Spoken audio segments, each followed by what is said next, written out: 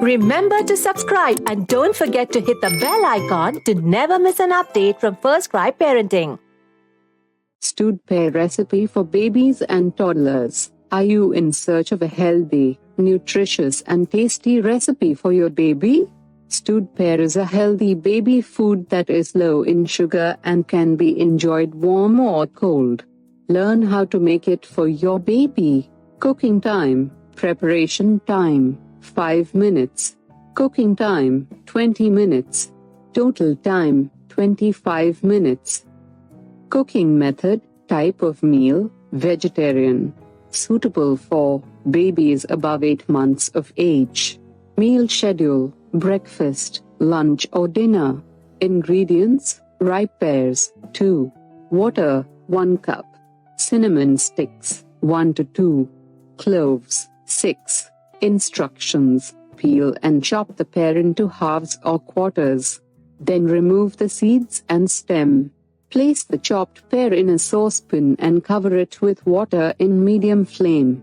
Add in the cardamom sticks and cloves.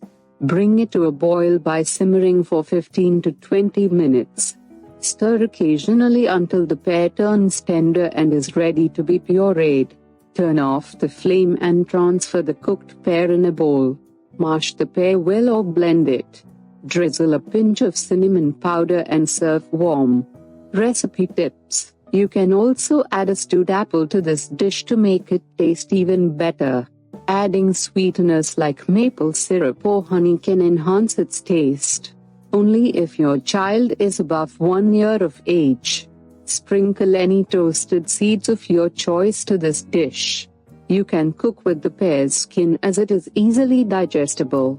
Blend the fruit well after steaming as its fibers might choke small babies. You can serve stewed pear with breast milk or formula milk. Oatmeal and chopped dates can be added while boiling the pear.